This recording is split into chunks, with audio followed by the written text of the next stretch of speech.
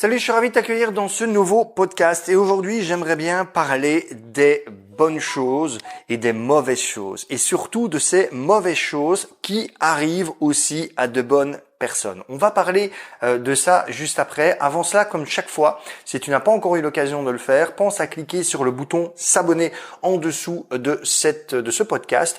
Active également la petite clochette pour recevoir une notification dès que je lance un nouveau podcast, donc chaque mardi, chaque jeudi et chaque samedi.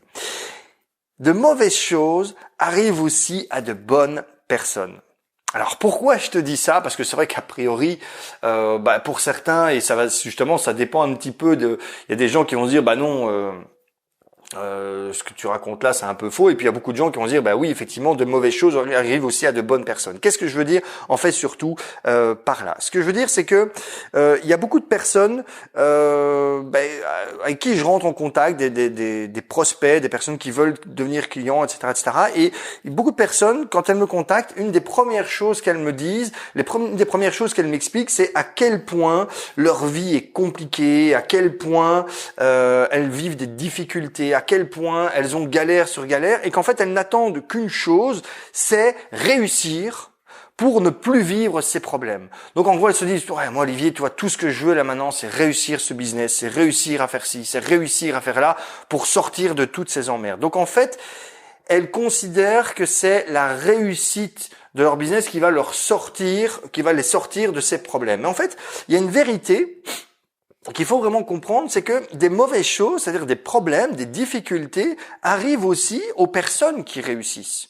Il ne faut pas croire que la réussite, alors déjà il faudrait réussir justement à définir ce qu'est exactement la réussite, et je suis persuadé que si on met 20 personnes dans une pièce et qu'on demande à ces 20 personnes, tiens, définis-moi la réussite, on va avoir quasiment 20 définitions différentes, ok, parce que il y a plein de manières d'envisager la réussite, ok, mais voilà, partons du principe que la réussite c'est de bien gagner sa vie, c'est d'avoir un business florissant, c'est de pouvoir donc quitter son patron, gagner des milliers d'euros par mois sans difficulté. Partons du principe, parce que pour beaucoup, c'est souvent là-dessus que tourne la réussite, eh bien, on se dit que quand j'aurai ça, finalement, j'aurai plus de problèmes et que aujourd'hui, tous les problèmes que j'ai sont liés au fait que je n'ai pas cette réussite. Alors, qu'on se comprenne bien, je ne fais pas l'apogée de la pauvreté et je ne dis pas que il faut être pauvre pour vivre heureux. Non.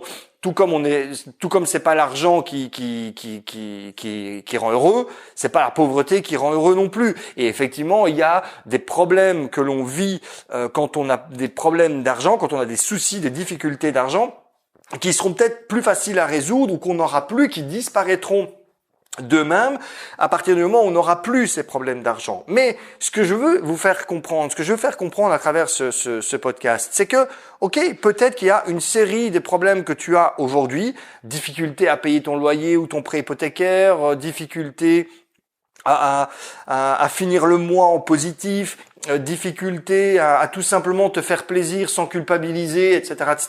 Ok, ce sont tous des problèmes, je ne les nie pas, je ne dis pas qu'ils n'existent pas. Ce sont peut-être des problèmes effectivement que certaines personnes ont aujourd'hui, qui, disparaîtront probablement si un jour ils réussissent au niveau financier et réussissent à gagner beaucoup plus d'argent. Mais ce que je veux faire comprendre, c'est que c'est pas parce qu'elles auront cette réussite qu'elles n'auront plus ces problèmes-là qu'elles n'en auront pas d'autres.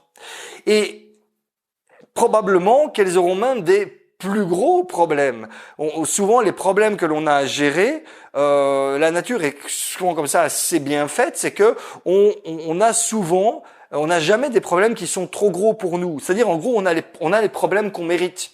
C'est-à-dire que si on pense petit, on va avoir des problèmes qui sont petits au regard de quelqu'un d'autre, qui vont effectivement nous paraître comme une montagne, mais voilà, qui finalement ne seront pas si grands que ça. Par contre, à partir du moment où on a des grosses réussites, souvent les problèmes que l'on a à gérer sont beaucoup plus importants. Et quelle est un petit peu la moralité que je veux donner, enfin si on peut parler de moralité, mais le sens que je veux donner à ce podcast? Eh bien, c'est que il faut deux choses. Un, il faut réussir finalement à faire de nos malheurs, de nos problèmes, nos meilleurs alliés. C'est-à-dire, ok, ils sont là.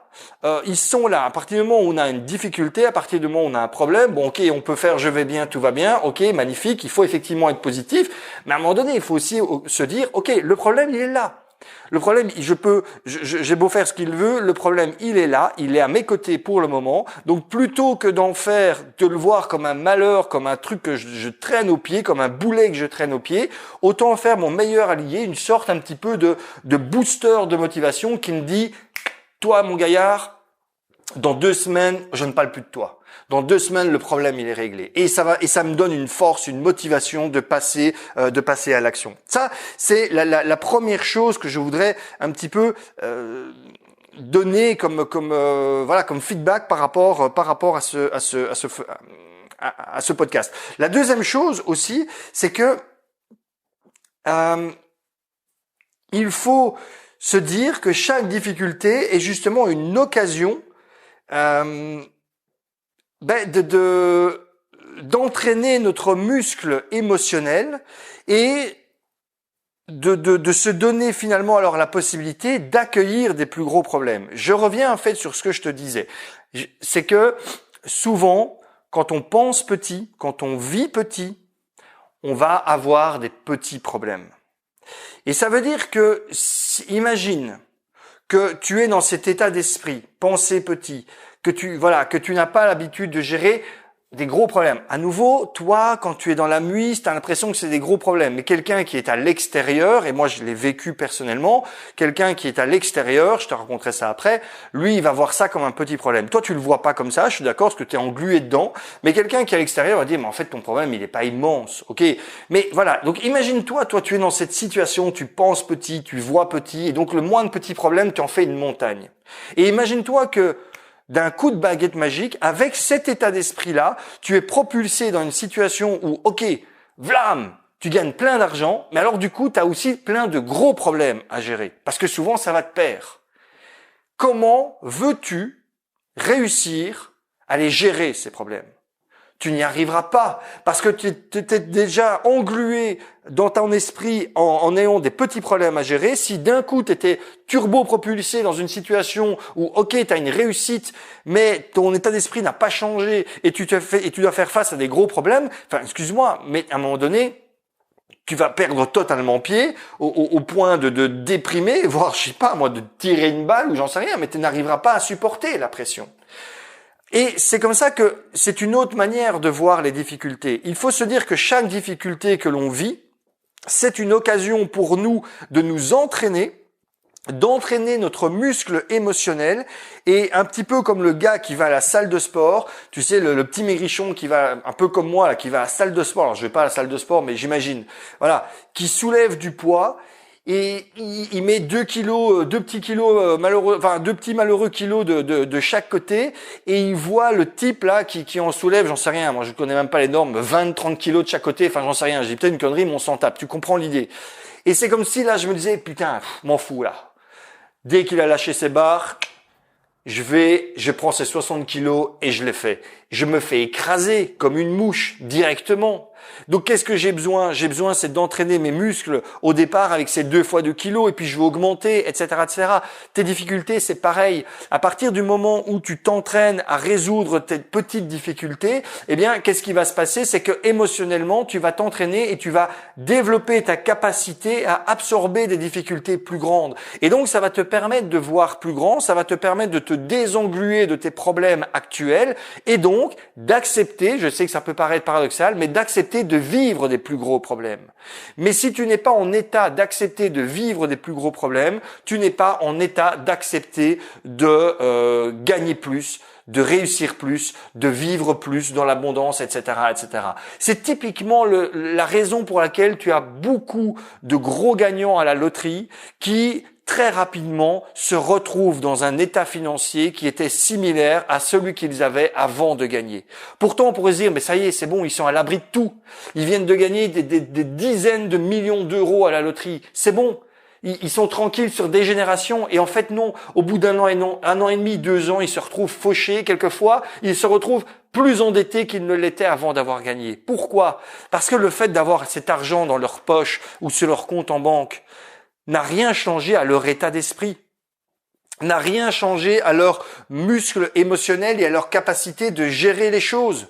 Et donc, ça veut dire que, ok, ils se sont peut-être retrouvés par magie, c'est un peu ça la loterie, par magie avec une tonne de fric, mais c'est pas pour autant qu'ils avaient la capacité de gérer les problèmes qui allaient avec. Donc, de mauvaises choses arrivent également aux bonnes personnes, ou si tu préfères, de gros problèmes arrivent aussi aux personnes qui ont des grandes réussites. Et je peux te dire, voilà, je vais te donner deux anecdotes. La première, elle est tout à fait personnelle. C'est, tu le sais, je m'en cache pas. Il y a quelques années, j'ai connu une faillite, la faillite de ma première entreprise. Ma première, donc c'est une SPRL en Belgique, d'accord. C'était en 2017. C'est une entreprise que j'avais créée en 2011 pour continuer à développer une activité d'indépendant que j'avais commencé en 2007, d'accord. Donc j'avais une activité indépendante en 2007, puis en 2011, pour des raisons organisationnelles et fiscales, je crée une entreprise. Puis en 2013, je commence à engager des salariés, puis je commence aussi à travailler avec des consultants freelance, etc. Après, bref, 2017, cette entreprise, qui était mes tripes, c'était un petit peu mon bébé, d'accord.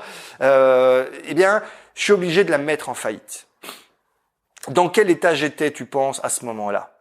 Au moment où j'ai été au tribunal, où je traverse la salle des pas perdus, où je tourne à gauche et je prends la première porte à droite pour aller au greffe des faillites du tribunal de commerce de Mons, et où je vais déposer les papiers sur le comptoir, et la dame, en relevant à peine la tête, me dit oui, c'est pourquoi. Je dis écoutez, c'est pour faire aveu de faillite. Oui, remplissez ce formulaire et le greffier viendra après. Dans quel état j'étais, tu penses, ce jour-là et puis dans les jours qui ont suivi? Je me disais, mais c'est fini, Olivier, c'est tout, c'est terminé, t'as tout perdu. L'argent que tu avais, tu l'as injecté en dernier recours dans la société pour essayer de sauver les meubles. T'as même pris un prêt de 15 000 € que tu vas devoir rembourser alors que t'as plus de revenus puisque ton revenu venait de ta société. Qu'est-ce que tu vas devenir? Est-ce que ça veut dire que tu vas devoir, à 37 ans, après être indépendant depuis 10 ans, retrouver un job de salarié? Accepter de recevoir des ordres d'un petit chef qui sera peut-être plus jeune que toi, avec moins d'expérience, accepter de devoir redemander l'autorisation à un patron pour prendre congé, pour prendre ton après-midi, pour aller pisser, enfin j'exagère, mais tu comprends l'idée? C'était ça que je voyais. C'était ça que je voyais à ce moment-là. C'était ça que j'imaginais. Pour moi, j'étais englué dans une merde indéfinissable de laquelle je n'allais jamais pouvoir sortir. Et à côté de ça, j'avais des amis entrepreneurs, un peu plus âgés, ils avaient une quarantaine d'années, qui avaient déjà connu justement une faillite, qui là connaissaient des gros succès et qui me regardaient en souriant, mais alors un sourire à la fois un petit peu ironique, mais un petit peu moqueur, mais en même temps un petit peu boostant, qui était de dire mais Olivier, allez, arrête quoi, relève la tête, c'est pas fini, c'est pas toi qui es en faillite, c'est l'entreprise qui a fait faillite. T'as une entreprise, t'as fait faillite, ben oui, ok, la belle affaire. Et alors, est-ce que ça veut dire que tu ne peux plus en refaire une autre? Est-ce que ça veut dire que tu peux pas recommencer une activité? Est-ce que ça veut dire... Ça veut rien dire de tout ça. J'y regarde autour de toi le nombre d'entrepreneurs qui maintenant génèrent des millions et des millions, qui ont commencé par se ramasser la gueule une fois, deux fois, quelquefois trois fois. Tu serais aux États-Unis, on te serrerait la main en disant « Top, là maintenant tu es un entrepreneur qui est prêt pour le succès. » Parce que tu t'es ramassé. D'accord? Alors oui, effectivement, en Europe et en Belgique et en France, c'est peut-être pas comme ça, c'est pas la même mentalité. Ok, t'es une sorte de bête à abattre, et ok. Mais ces personnes-là, qu'est-ce qu'elles m'ont aidé à faire? Elles m'ont aidé finalement à me rendre compte qu'effectivement, ces problèmes-là étaient des petits problèmes. Et que tant que je restais englué dans cette idée de je suis fini, c'est terminé, comment je vais m'en sortir, etc., il était tout à fait impossible que je m'en sorte. C'est seulement à partir du moment où je m'en suis aperçu que là, il était tout à fait possible que je m'en sorte. Et voilà. Grâce à qui tu veux, Dieu, l'univers, ces amis-là, bref, qui tu veux, c'est ce que j'ai fait et j'ai réussi à m'en sortir. D'accord? Et c'est ça que je veux que tu gardes. Ça, c'est la première anecdote. La deuxième anecdote, c'est justement, là, c'était ça datait d'un petit peu avant ma faillite, quelques mois avant la faillite. Donc, je me disais, là, ça commence à sentir le purin quand même, hein, bon. Et, j'étais dans la voiture avec un ami, qui lui est un très gros entrepreneur, qui a une petite dizaine d'entreprises en plein de domaines différents, qui brasse donc des millions. Et il me dit tout simplement, alors comment ça va? J'écoute, ça va, sauf que là je suis un peu stressé parce qu'on est milieu du mois, fin du mois, je vais devoir payer les salaires plus les charges, donc je vais devoir sortir 7 000 €, mais là je sais pas trop comment je vais faire. Et là il se met à rigoler. Mais vraiment d'un rire franc, et je dis, mais putain, t'es sympa, ça te fait marrer. Et j'écoute Olivier. Et je dis, toi, tu me dis que d'ici la fin du mois, tu dois sortir 6-7 000 balles. Et je dis, moi, d'ici la fin du mois, je dois en trouver 2,5 millions. Et donc, il me dit, voilà. Alors après, quand moi, il m'a dit ça, je me suis dit, mais c'est pas, et je dis, c'est pas possible. C'est pas possible. Et effectivement, moi, avec mon état d'esprit, petit problème, je n'arrivais pas à imaginer, mais à ce moment-là, je me suis projeté en disant, mais si je devais sortir 2,5 millions d'ici la fin du mois, mais je me tire une balle. Mais voilà, lui, il le prenait entre guillemets en souriant, parce que à chacun, entre guillemets, ses problèmes, et à chacun la taille de ses problèmes. Et pour terminer, parce que ce podcast commence probablement à être un peu long, rappelle-toi ceci, la taille des problèmes que tu es prêt à encaisser va déterminer la taille de la réussite que tu es prêt à accepter. D'accord ? Retiens bien cette phrase-là. Tant que tu n'es pas prêt à accepter des gros problèmes, à les vivre, à les surmonter, tu ne seras pas prêt à vivre une grande réussite. Ça me ferait extrêmement plaisir d'avoir ton feedback par rapport à ce podcast, donc que tu laisses un commentaire, que tu laisses un like, un dislike, laisse ce que tu veux, mais laisse quelque chose, en tout cas, laisse une trace de ton passage sur ce podcast. À mon niveau, je te souhaite encore une excellente journée, je te dis à très bientôt pour le prochain podcast. Ciao.